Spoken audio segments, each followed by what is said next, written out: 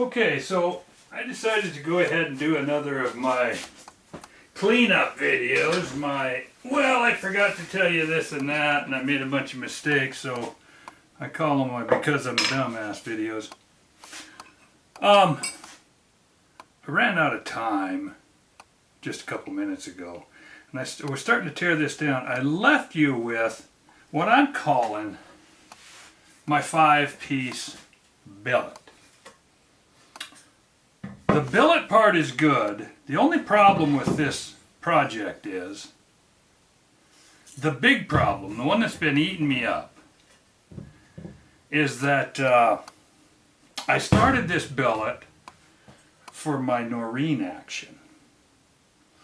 I inletted deeply and bigly and hardly, and I got it all correct for the Noreen action. And then Macmillan came through with that Beast 2 stock. I decided to take the Noreen out of here and convert it. A bunch of this inletting up in here is it's redundant. It's over. The old recoil lug was up here, for instance. There's all kinds of things, and what really happened is, and I worried about this from the start, and I've mentioned it before, and I'm going to mention it again, as we go into fixing this, which is going to be exciting and fun for me. I'm going to make this shoot, and I'm going to make it shoot, furthermore, free recoil. One thing I've done, but I didn't even document it, is I took all of these, and I ran them down to 2150 like I did with the screen door, and I shot some sick little groups with them.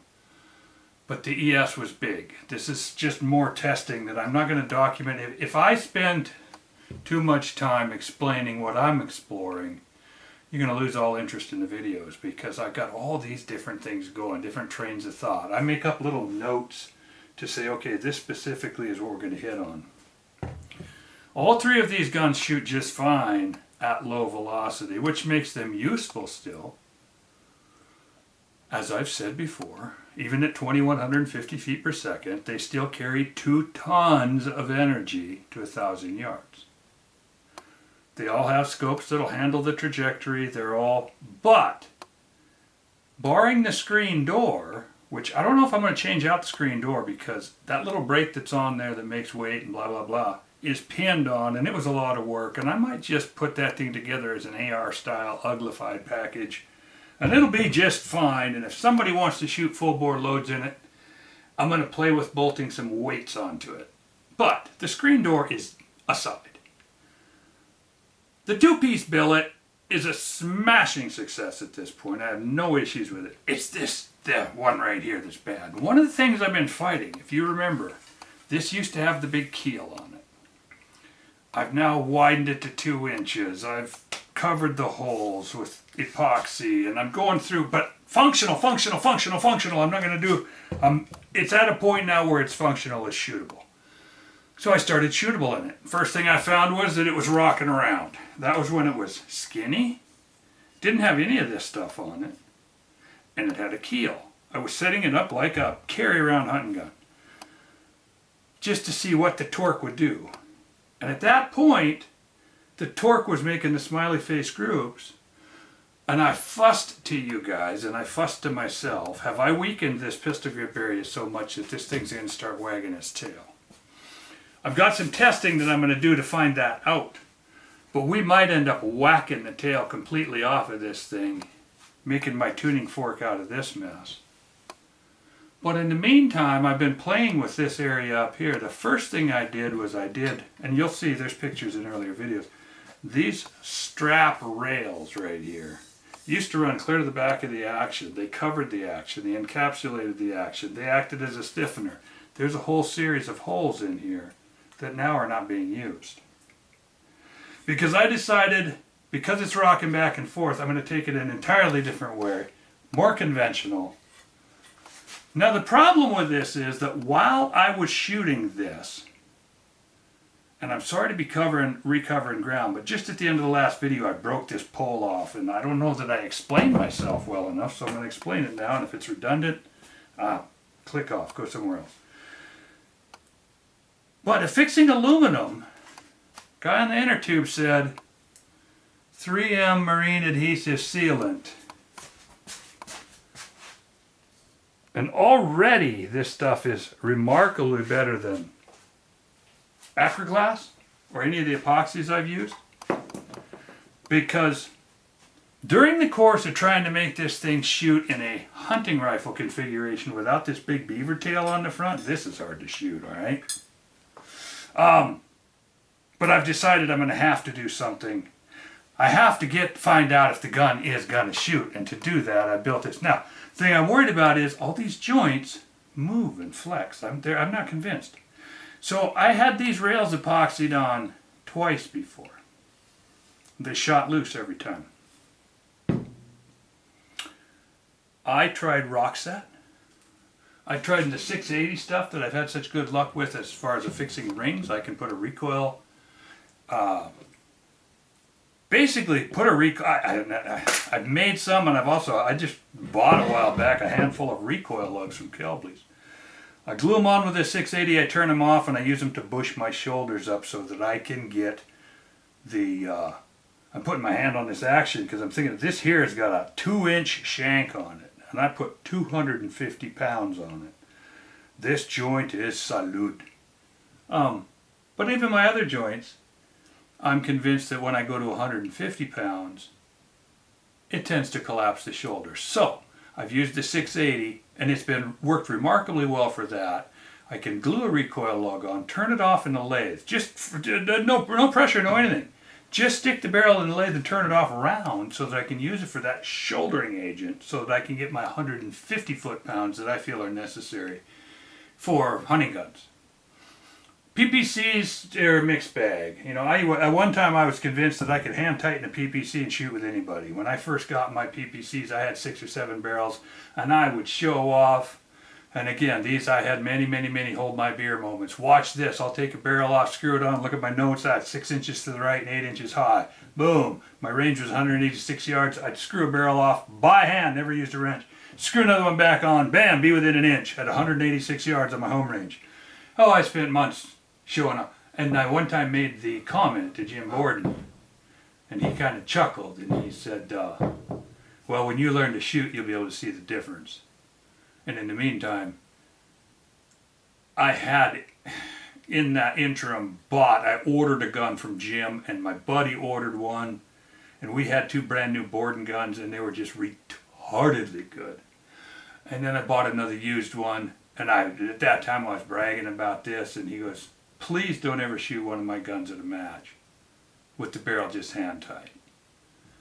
And Jim's a nice guy. I said I would never name drop here, but Jim is such a...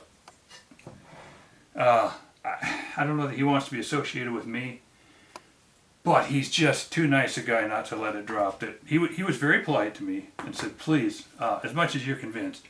And since then I've learned that no, barrels have to be tight or they'll throw stupids. And stupids are the worst thing in the world. Unexplained flyers. I spent 20 years chasing unexplained flyers. Now I'm chasing unexplained fires with this pig. And I've got to find out why it is. Is it wagging his tail? Or are parts and pieces flopping up here? I don't know. Today I was hammered down, head down, and I managed to get, 15 groups. As I mentioned in the other video, this broke. That happened. It's sitting right here. I'm dirty and crummy because once that broke, I could no longer shoot my 2 guns in rotation, and 2 is pushing it. If I got a fan running on a gun and I go in and load and I come out and I take the time to shoot another one and take my notes and I roll along, then I set it aside under the fan and I go back, I could keep testing regimen going. But when this break came apart, I was down to 1 gun. So I went down and moved about, for those of you who aren't in construction, let's call it 8 dump truck loads of material. I made my berm bigger.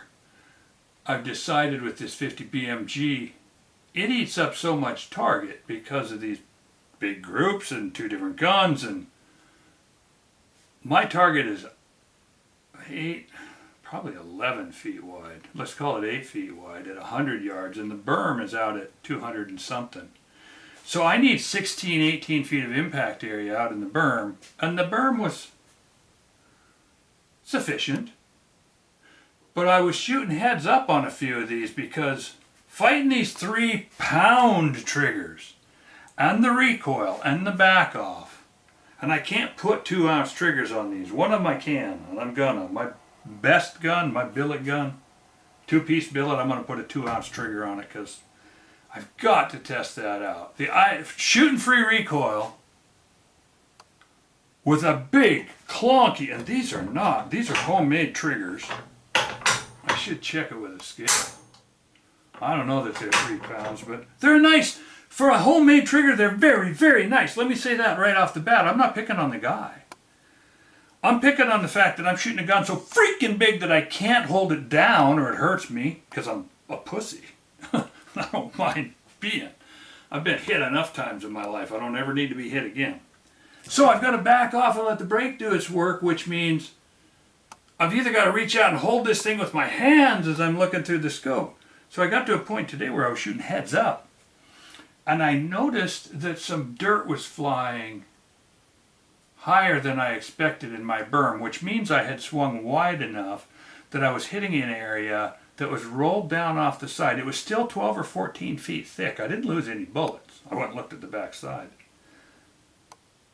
But long story short, I've been on the skiddy, I've been on the backhoe, I've been going down, fixing my berm, coming back, shoot, fixing my berm, come back and shoot. And free recoiling, even this thing, I'm using a Cowan 5-inch wide rest in the front. And frankly, it's only got a 7/8-ish diameter post. I've got it pinned into a steel, not pinned into a steel plate, but I cut holes in a steel plate to drop into. I'm running super feet. But every time I fire, it comes up out of the bag and it comes back far enough, no matter how I slice it here, every now and then it starts walking the rear assembly backwards, so I'm constantly resetting. So I'm driving down, coming back, resetting.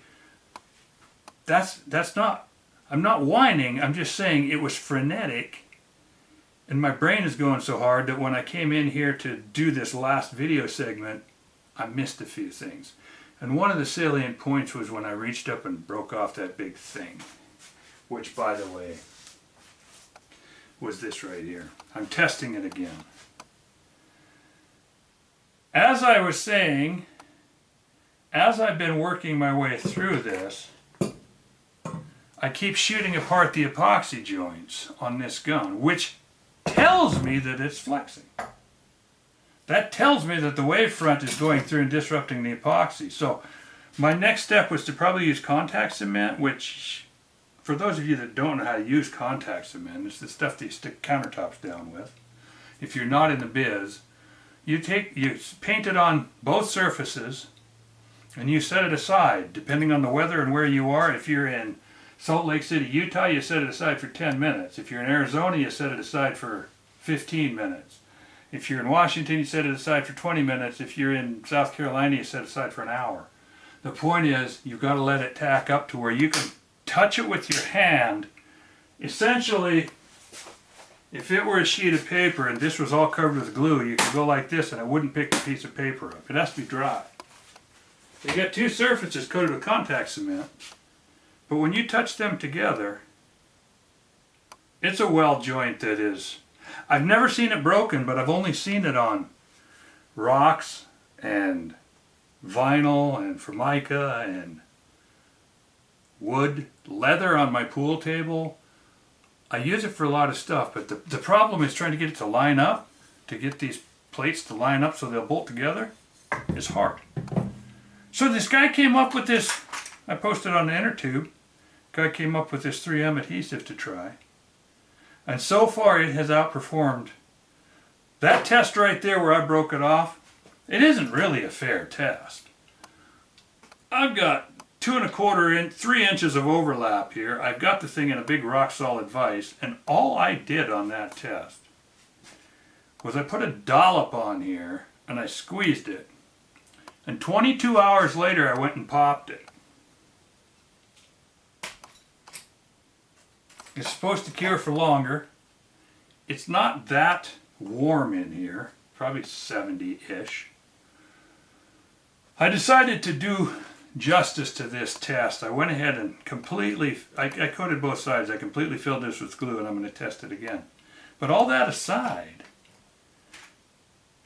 it already held more pressure under that test than the 5 other items that I had tried.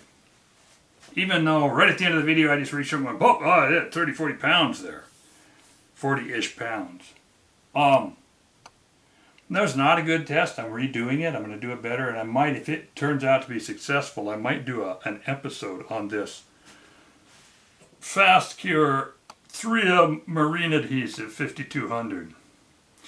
Because this holds 2 pieces of... Understand, this is not a fair way to put aluminum together. I'm convinced that this stuff, if you put a piece of molding on a boat, or if you used it the way it was supposed to be, it would never come apart. The whole world would come apart. But when you've got lever, this is like you need a 2x8, so you take 2 2x4s and glue the edges together, and then put them under tension and think they're going to be a 2x8. Well, they're not. The stresses on this are wicked and wild.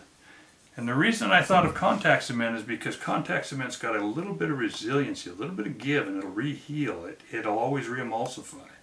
And I might still at the end try it. But this 3M stuff goes on.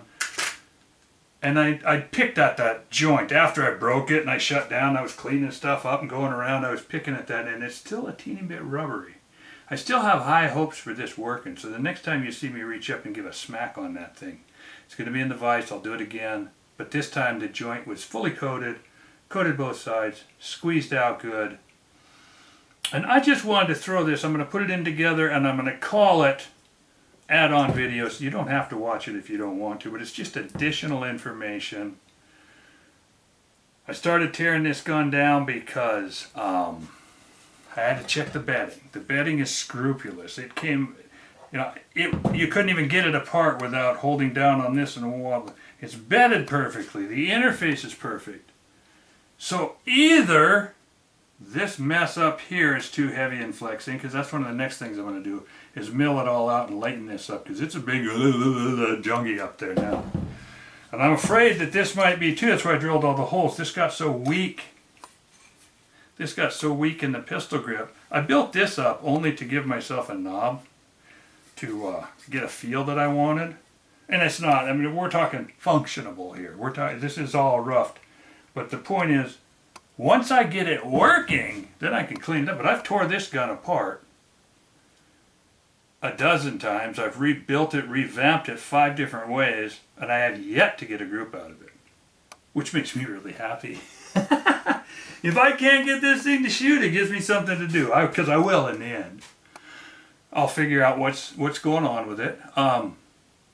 It's got a Bartline barrel. It should shoot. In one of my videos recently, I say, dude, it can't not shoot if you do it right. Well, I stand here chastened because even though I have some ideas why this is pussed up, and even though I've been worried about it, and even though it should shoot better than it is, this stock, this setup, has not shot a group under 1.25 inches yet. And most of them are 2.5. So it's showing no promise whatsoever. And in the spirit of horse feathers and all, I just wanted to throw this out and say, okay, this one I'm struggling with. And it has some good parts. It has some, this is not a junk system. It's got a, because you go through the obvious things, and well, do you have loose scope rings? Do you have a bad scope? Do you have... This is not bad parts. This has got, to me, an unknown quantity for a scope. It's an IOR Veldata, but there's enough intelligent and good and winning people using them that I know that the Veldata scope is worthy. I'm hitting it hard. Hitting it, in this case today, every load that went through this thing was a 12,000 pound plus load. So, yes, I'm hitting her hard. But that's no excuse for the gun simply not shooting. I've got something, I might just do some of the stupid stuff right up front, because understand I have 6 different bullets to use with this, and all of them should be better than the AMAX that I'm starting with. I shouldn't say better. There's nothing wrong with an AMAX and 50 BMG. It should be a good bullet.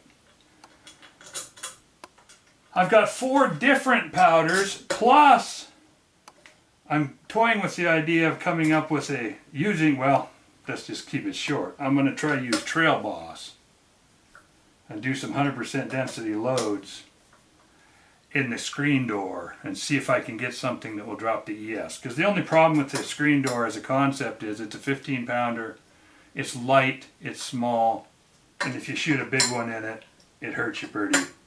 I mean, it bounces all over. You can back off of it and it doesn't hurt you.